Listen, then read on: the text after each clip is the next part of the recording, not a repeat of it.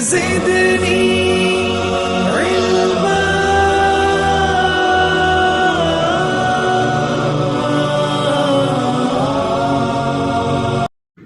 الحمد لله وحده والصلاة والسلام على من لا نبي بعده وعلى آله وأصحابه الذين أوفوا عهده.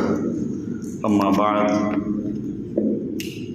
فأعوذ بالله من الشيطان الرجيم. بسم الله الرحمن الرحيم. لقد كان لكم في رسول الله أسوة حسنة. بزرگان محترم، سیرت نبویہ کے سلسلے میں کچھ باتیں پہلے بھی اللہ کی توفیق سے پیش ہوئی ہے. بات چل رہی تھی نبی اکرم صلی اللہ علیہ وسلم کی حضرت حلیمہ سعدیہ کے یہاں آپ تشریف لے گئے، اور وہاں جیسا کہ بعض روایات سے معلوم ہوتا ہے، ابن عساکر کی ایک روایت میرے سامنے ہے، بعض روایات سے تو معلوم ہوتا ہے کہ ان کی بہن شیمہ کے اصرار پر، اور بعض روایات سے معلوم ہوتا ہے کہ بھائیوں کے ساتھ، زمرہ ایک بھائی کا نام تھا، جو دودھ شریف بھائی تھے، ان کے ساتھ آپ چھوٹی سی عمر میں بکریوں کے ساتھ جاتے تھے، اور بکریاں آپ کا ایک گویا کہ نبوت سے پہلے ایک معجزہ بھی ظاہر ہوا کہ بکریاں چرتی وہیں پر گھاس قریب ہوتی اور اللہ تعالیٰ ان کو بھرے پیٹ واپس لوٹاتے تھے. اسی زمانے کے اندر ہوا یہ کہ ایک دن آپ کے رضائی بھائی دوڑتے ہوئے آئے اللہ کے رسول صلی اللہ علیہ وسلم کے پاس، اپنی والدہ کے پاس، کہ ہمارا بھائی، دو آدمی آئے اور آپ کو لٹایا، آپ کو پہاڑی پر لے جائے گئے اور آپ کا پیٹ چیر دیا گیا ہے، اور ہم جائیں وہاں تک ممکن ہے کہ بھائی مر گیا. چلیے، حضرت مولانا ادریس کاندھلوی صاحب نور اللہ مرقدہ نے یہاں لکھا، والدہ اور یعنی رضائی ماں حضرت حلیمہ اور ان کے شوہر دوڑتے ہوئے گئے وہاں.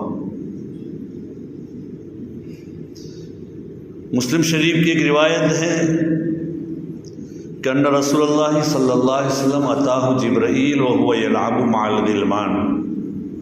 آپ بچوں کے ساتھ کھیل رہے تھے، جبرائیل امین آئے، آپ کو لیا اور پچھاڑا اور آپ کا قلب چاک کیا. بعض روایات سے معلوم ہوتا ہے کہ یہاں سے لے کر ناپ کے نیچے تک چیرا اور اندر سے قلب نکالا اور اس کو دھویا، زمزم کے پانی سے، بعض روایات سے معلوم ہوتا ہے برف سے دھویا، اور اس میں سے ایک مادے کو پہلے نکالا اور فرمایا کہ یہ شیطان کا حصہ ہے. یعنی بچے کے اندر، مولود اور چھوٹے بچوں کے اندر ایک مادہ ہوتا ہے، ایک شیطانی اثر ہوتا ہے، اللہ تعالیٰ نے اس کو نکلوا دیا، اور پھر اس کو دھویا اور اس کو سی دیا. حدیث میں آتا ہے، اور حضرت انس خود کہتے ہیں کہ وہ سینے کا اثر ہم آپ کے سینے پر دیکھتے تھے، آپ کے چھاتی پر دیکھتے تھے. تو بہرحال ہوا ایسا کہ وہ دوڑتے ہوئے آئے، اللہ کے رسول صلی اللہ علیہ وسلم بیٹھے ہوئے تھے، گھبرائے ہوئے، آپ کا چہرہ کا رنگ بدلا ہوا تھا، چھوٹے سے بچے تھے آپ، 4 سال کی عمر بھی نہیں تھی. اتنے میں ہی آپ کے اوپر یہ حالات آئے. حالات یعنی اللہ نے آپ کے قلب کو صاف کیا. حالات سے مراد برے حالات نہیں ہے بھائی. بہرحال ابن عساکر کی روایت سے معلوم ہوتا ہے کہ گھر لے آئے اپنے بنو سعد میں، اپنے پورے قبیلہ تھا حضرت حلیمہ کا، وہاں ایک بات چل پڑی کہ اس طرح ہوا ہے. کسی نے کہا کہ شیطانی اثر ہو گیا ہے، کسی نے کہا کچھ ہو گیا ہے، ان کو فلانے کے پاس لے جاؤ، فلانے کے پاس لے جاؤ۔ تو بعض روایات سے معلوم ہوتا ہے پھر حضرت حلیمہ سعدیہ، اللہ کے رسول صلی اللہ علیہ وسلم نے فرمایا مجھے کچھ بھی نہیں ہوا، حالانکہ آپ چھوٹے تھے بچے، وہ اس طرح کی باتیں کر رہے تھے۔ بعض روایات سے معلوم ہوتا ہے ھذا سید رب العالمین، ھذا سید العالمین، یہ عالم کے سردار ہیں، آپ کا یہ حصہ نکال دیا گیا، آپ کو دھارس دلائی گئی تھی ان فرشتوں کی جانب سے، دو فرشتے تھے حضرت جبرائیل اور میکائیل، اور آپ بالکل مطمئن تھے۔ لیکن اللہ کے رسول صلی اللہ علیہ وسلم خود فرماتے ہیں کہ میری نہ چلی، وہاں خاندان والوں نے لے ہی گئے، ایک آدمی کے پاس لے جایا گیا جو اس زمانے کا کاہن نجومی تھا، ان کے پاس لے جایا گیا۔ بعض روایات سے معلوم ہوتا ہے جب ان کے سامنے پیش کیا گیا تو اس نے تو کہا کہ مجھے ان سے سننے دو۔ نبی اکرم صلی اللہ علیہ وسلم نے اپنے معصومانہ الفاظ میں سنائی، وہ فوراً کود پڑا اور کہا کہ اے قریش، اے فلاں قبیلے، یہ وہ آدمی ہے جو تمہارے دین کو غلط ثابت کرے گا، تمہیں بیوقوف کہے گا، تمہارے آباء و اجداد کو، اور یہ نبوت کا دعویٰ کرے گا، اس کو بھی قتل کرو، مجھے بھی ساتھ میں قتل کر ڈالو۔ لیکن یہ ایسا ہونے والا ہے۔ اللہ کے رسول کے والدین ان کو لے کر گھر آئے، پھر مشورہ ہوا اور مکہ مکرمہ میں والدہ کے پاس لے جائے گئے۔ والدہ کے پاس جا کر پورا واقعہ سنایا اور کہا کہ یہ سینے کا اثر ہے، یہ آپ کا ہے۔ دنیا کے ڈاکٹر آپریشن کرتے ہیں کسی کا تو وہ آپریشن چاہے کتنے بھی ماہرین ڈاکٹر ہو، آج کی سائنس نے بہت زیادہ ترقی کر دی ہے، ترقی کرنے کے بعد بھی آج کی سائنس ایک دن کے اندر جو اگر پورا سینہ چاک کیا ہوا ہو کھڑا نہیں کر سکتی، پیروں کی بات الگ ہے، اور چلنا بڑھنا آسان نہیں، وزن نہ دو، یہ نہ دو۔ اللہ کے رسول فوراً چلتے ہو گئے، کچھ بھی نہیں، اللہ تعالیٰ کی جانب سے تھا صاحب۔ بہرحال ہوا ایسا کہ نبی اکرم صلی اللہ علیہ وسلم کو لے کر والدہ آمینہ کے پاس آئے، والدہ کے سامنے آپ پیش کیا، والدہ نے مسکراتے ہوا کہا میرے بیٹے کو کچھ بھی ہونے والے نہیں، ان لہا شان، اس کو تم کچھ گھبراؤ نہیں، اس کو کچھ بھی نہیں ہونے والا ہے، یہ تو ایسا ہے، اس کے یہ میرے پیٹ میں تھا، اور اس کے پورے واقعات سنائے اللہ کے رسول صلی اللہ علیہ وسلم کی، بڑی بشارتیں تھی آپ کو والدہ کو۔ بہرحال وہ چلے گئے، والدہ کے ساتھ آپ بڑے ہو رہے ہیں، تقریباً 6 سال سے کچھ کم عمر تھی، والدہ اپنی میکے گئی مدینہ منورہ، اور وہاں سے کچھ دن رہنے کے بعد شاید 1 مہینہ رہی اور واپس آ رہی تھی۔ آپ کے ساتھ اللہ کے رسول صلی اللہ علیہ وسلم کی جو میراث میں باندھی آئی تھی، حضرت اسامہ کی والدہ حضرت ام ایمن رضی اللہ تعالیٰ عنہا بھی تھی، اور حضرت آمینہ بھی تھی، اور مقام ابوا میں والدہ بیمار ہوئی اور وہیں پر آپ کا انتقال ہو گیا، والدہ ماجدہ کا وہیں مدفون ہوئی۔ اور سیدہ ام ایمن رضی اللہ تعالیٰ عنہ اللہ کے رسول صلی اللہ علیہ وسلم کو مقام ابوا سے لے کر مکہ مکرمہ آئی، کافی فاصلہ ہے، 200-300 کلومیٹر کا ہوگا، زیادہ ہوگا، وہاں سے لے کر، اس لیے کہ مقام ابوا مدینے سے قریب ہے، اگرچہ کچھ فاصلہ ہے۔ بہرحال آ کر دادا جان کو حوالے کیا۔ دادا جان ان کی بڑی تربیت کرتے تھے اور بہت خیال رکھتے تھے، ان کے بھی بہت سارے اولاد تھے، لیکن آپ سردار تھے، اور مکہ مکرمہ میں جب مسجد حرام میں ایک جگہ بیٹھتے تھے سرداری کے طور پر، آپ کے لیے ایک چادر یا آپ کے لیے گالیچہ جیسا بچھاتے اور اس پر آپ کو بٹھاتے تھے۔ آپ کے جو دوسرے چچا حضرت عبد المطلب کے جو دوسرے صاحبزادے تھے وہ بھی ہوتے تھے، لیکن وہ اس کے قریب بھی نہیں بیٹھ پاتے، اگر آپ نہ ہوتے موجود، کہیں گئے ہوتے آتے تو آپ وہیں پر بیٹھتے تھے، آپ کا اکرام کرتے آپ کے دادا بھی۔ لیکن بھائی دادا کا سایہ بھی بہت لمبا نہ رہا، اور اس کے بعد ہوا یہ کہ نبی اکرم صلی اللہ علیہ وسلم کا یہ جو سایہ تھا دادا کا، 8 سال کی آپ کی عمر ہونے پائی تھی، دادا کا بھی سایہ اٹھ گیا، گویا کہ پیدا ہونے سے پہلے والد کا انتقال ہو گیا۔ پیدا ہونے کے بعد 6 سال کی عمر میں، تقریباً 6 سال میں 2 مہینے جتنے کم تھے اتنے میں والدہ ماجدہ اللہ کے یہاں جانے لگی، اور 8 سال کی عمر میں دادا جان کا انتقال ہو گیا۔ وہ دادا جو بڑے سردار تھے اور جن کا اللہ کی ذات کے اوپر بڑا یقین تھا۔ آپ کو معلوم ہوگا کہ قرآن پاک میں ایک سورت ہے، سورہ فیل، الم تر کیف فعل ربک باصحاب الفیل، اس کے اندر آپ کو معلوم ہوگا کہ ابرہہ ایک یمن کا بادشاہ تھا، اس نے یہ سوچا کہ جیسے مکہ مکرمہ میں کعبۃ اللہ ہے اور سارے قبائل عرب اور دنیا کے لوگ وہاں جاتے ہیں، ایسی میں ایک عبادت گاہ یمن میں بناؤ۔ وہ نصرانی تھا عبادت کے اپنے مذہب کے اعتبار سے، میں ایک ایسی عبادت گاہ یمن میں بناؤ اور یمن میں کعبہ کی طرح لوگ آویں اور اس کی عبادت کریں۔ روایتوں سے معلوم ہوتا ہے کہ کچھ قریش وہاں یا کچھ عرب لوگ وہاں بھی رہتے تھے یمن میں، ان میں سے ایک کو آیا غصہ اور اس میں جا کر غلاظت کی، پیشاب پاخانہ کر دیا۔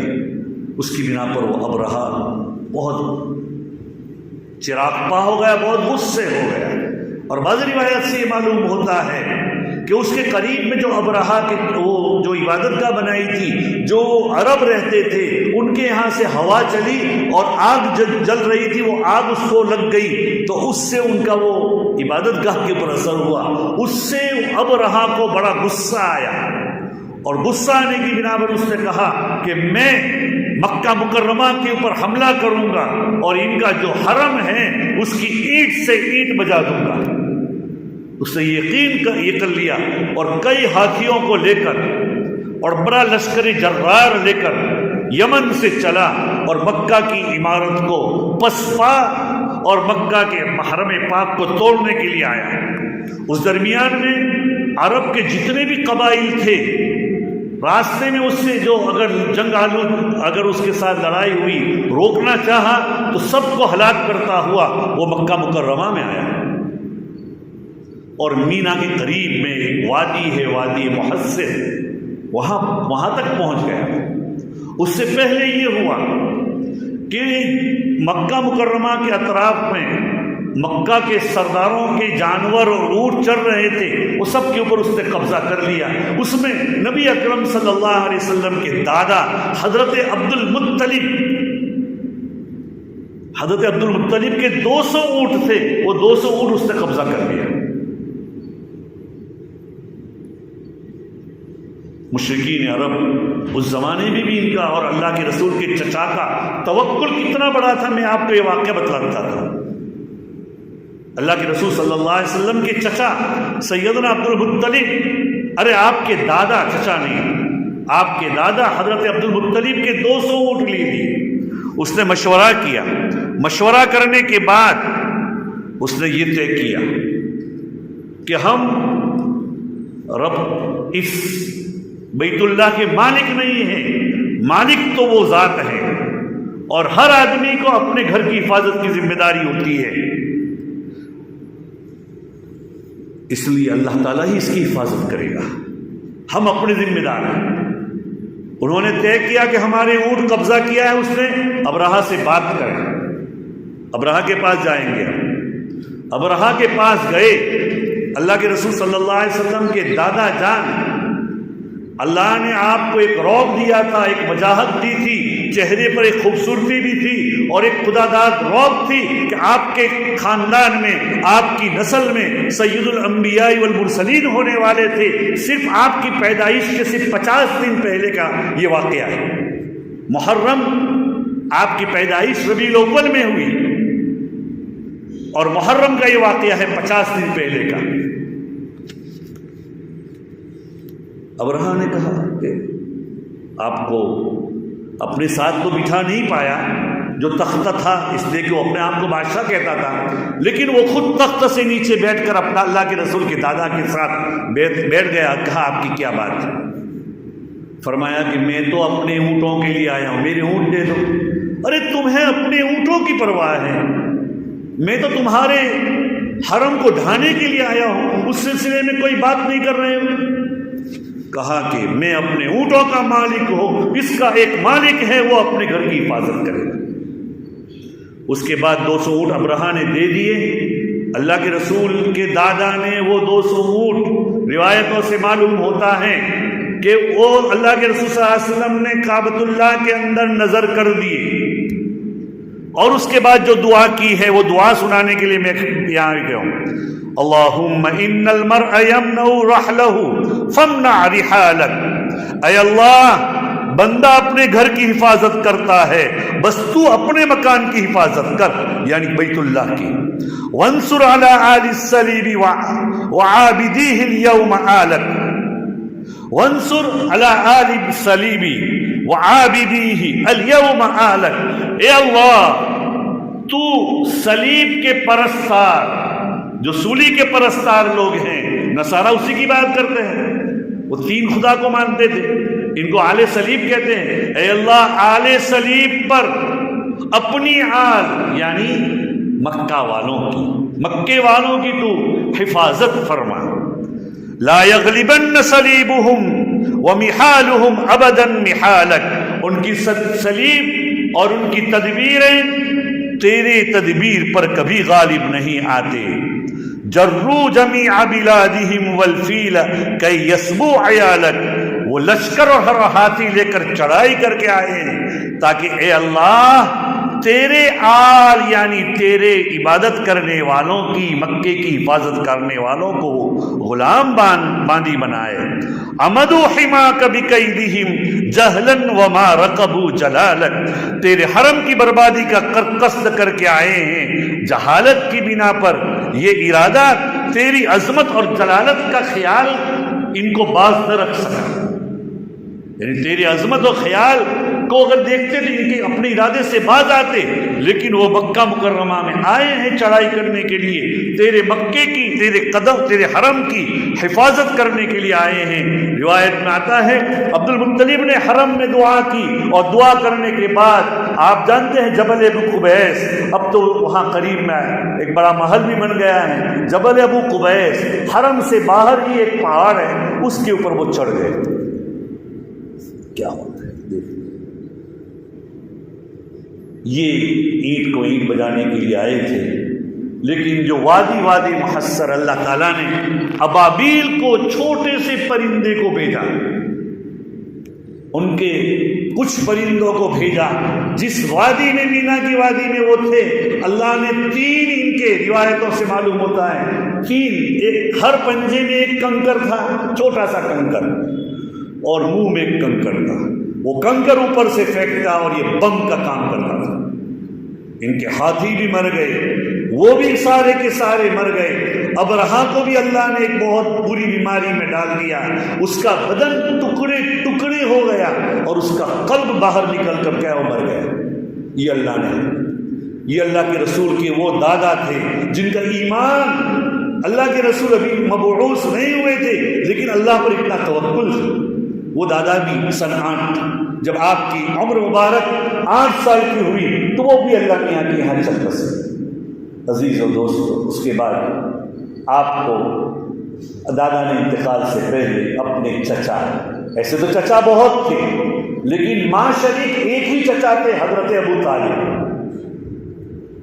ابو طالب کے حوالے کیا اور کہا کہ اس کا خیال ہے، اس کو اچھی طرح پالنا، یہ کرنا اور قربان جائیے. ابو طالب نے بھی آپ کی بہترین پرورش کی، حق ادا کر دیا، اور ابو طالب نے بیٹے کی طرح رکھا، ہر جگہ اپنے ساتھ لے کر جاتے تھے. سیدنا ابو طالب، اللہ تعالیٰ کی حکمتیں ہوتی ہیں کہ اللہ تعالیٰ نے ایمان کی دولت ان کو نصیب نہیں فرمائی.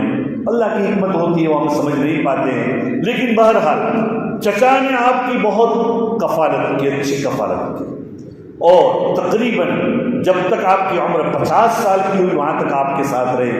نبوت کے بعد بھی آپ کے ساتھ رہے. چچا نے جب آپ 12 سال کی عمر تھی تو ملک شام آپ کو اپنے ساتھ لے گئے، سفر میں تجارت میں جا رہے تھے، اپنے اللہ کے رسول صلی اللہ علیہ وسلم کو ساتھ میں لے گئے۔